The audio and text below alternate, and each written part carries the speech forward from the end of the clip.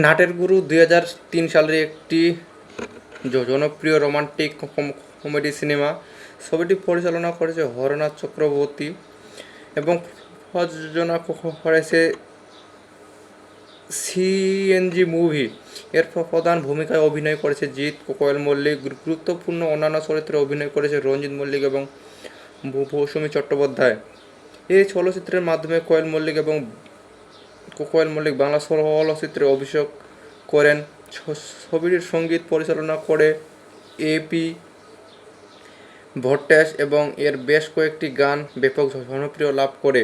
ছবিটি 11 এপ্রিল 2003 সালে মুক্তি পায়। সেই বছরের অন্যতম ব্যবসা সফল চলচ্চিত্রে পরিণত হয়। ছবিটি সমরেশ বসু এর জনপ্রিয় উপন্যাস অবলম্বনে নির্মিত একটি রোমান্টিক কমেডি গল্প। গল্পের কেন্দ্রে রয়েছে 4টি প্রধান চরিত্র: রবি, শশী ভূষণ, সুলোচনা এবং মনীষা। শশী ভূষণ এবং সুলোচনা একসময় দম্পতি ছিলেন, কিন্তু ভুল বোঝাবুঝি, অহংকার এবং মানসিক দূরত্বের কারণে তারা আলাদা হয়ে যায়। যদিও তাদের আইনগতভাবে বিচ্ছেদ হয়নি। 15 বছর পর সুলোচনা একজন সফল ব্যবসায়ী এবং শশী ভূষণ একজন রেসকোর্সের ঝুঁকি হিসেবে জীবনযাপন করে।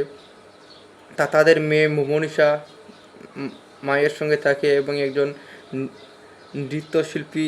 একদিন সুলোচনা হার্ট অ্যাটাক আক্রান্ত হলে মনীষা তার বাবার সাহায্য চায়। তারা সিদ্ধান্ত নেয় সুলোচনাকে কোনো মানসিক চাপ দেওয়া যাবে না, তাই তারা একটি অভিনয়ের পরিকল্পনা করে। শশীর বন্ধু রবি জিৎকে ভাড়া করে দুর্গা দাস নামে সুলোচনার সামনে উপস্থিত করা হয়, যাতে প্রয়োজনে সে শশীর ভূমিকা পালন করতে পারে।